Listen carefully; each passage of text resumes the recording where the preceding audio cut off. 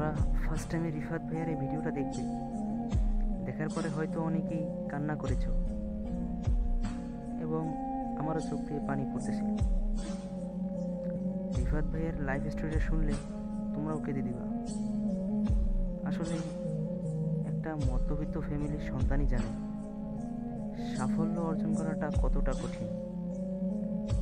রিফাত ভাইয়ের লাইফ স্টোরিটা একবার শোনো, তাহলেই বুঝতে পারবো। তো রিফাত ভাইয়ের ভিডিও করার মতন একটা ভালো ডিভাইস ছিল না, সে একটা ভাঙ্গা ফোন ছিল। সে ফোন দিয়ে সে ভিডিও করত এবং সে সাফল্য অর্জন করেছে এবং তার অ্যাকাউন্টটি ব্যান করার জন্য অনেক বড় বড় শিক্ষা প্রতিষ্ঠানগুলো হ্যাক করার জন্য চেষ্টা করিয়েছে, তারপরেও পারেনি, কারণ রিফাত ভাইয়ের সাথে আল্লাহ আছে। আসলে রিফাত ভাইয়ে যে আমাদের উপকারগুলো করেছে আমরা এসএসসি 26 ব্যাচ কখনো ভুলতে পারবো না, এটা কেউ অস্বীকার করতে পারবে না। আসলে রিফাত ভাইয়া, তোমার সাথে আমার আল্লাহ আছে, সে কখনো তোমাকে নিরাশ করবে না। আর তুমি একটা ক্র্যাশ কোর্স চালু করেছিলে, সে জায়গায় ফ্রি 50% কভার করে দিয়েছো। আসলে তুমি জানো একটা গরিব স্টুডেন্ট শেখার জন্য কতটা আগ্রহী থাকে এবং তার সামর্থ্য থাকে না টাকা দিয়ে কোর্স কেনার। এই কথা ভেবেই তুমি 50% কভার করে দিয়েছো। আসলে তোমার ঋণ আসলে কেউ শোধ করতে পারবে না, যা কোনো বড় প্রতিষ্ঠানও দিতে পারেনি আজ পর্যন্ত, যা তুমি দিয়েছো। তোমার অবদান অনেক।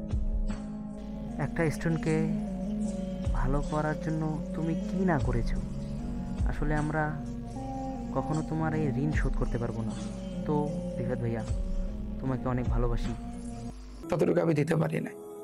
আমি তোমাদেরকে বলবো যে তোমরা যদি আমার 3 বছরের আগের ভিডিও দেখো, তাহলে দেখতে পারবা যে আমি একটা গুঞ্জি দিয়ে বা 2টা গুঞ্জি দিয়ে আমি ক্লাস করাইতাম।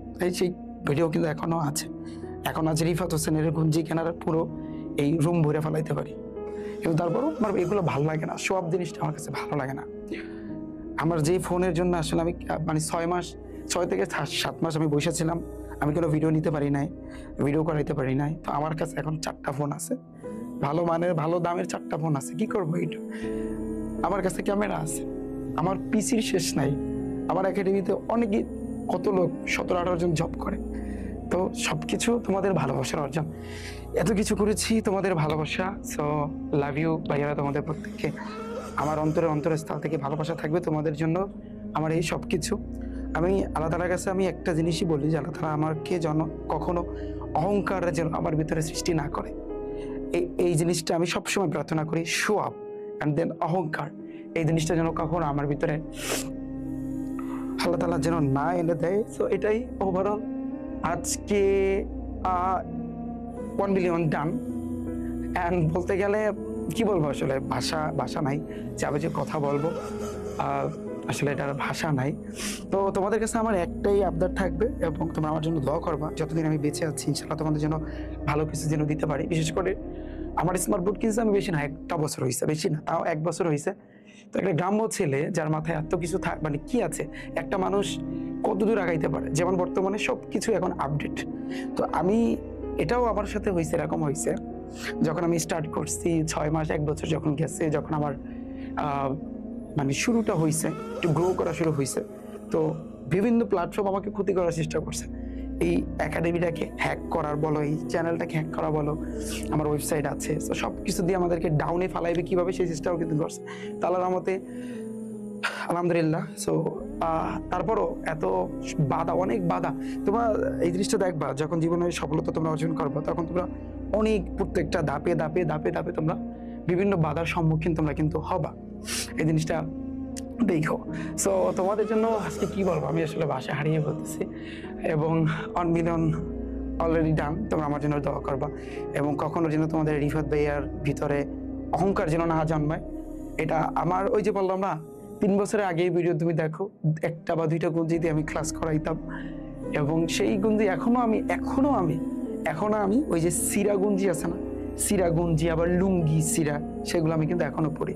আমি ইচ্ছা করলে কিন্তু টাই বলো, কোট বলো, ইন বলো, যা বলো, আমি কিন্তু সেগুলো কিন্তু করতে পারি। বিকজ আমার এখন বাড়ি আছে, আমার এখন গাড়ি আছে, আমার আমার কি অভাব আছে বলো? সব কিছু আমার আছে, কিন্তু আমার ওই জিনিসটা আসতেছে না।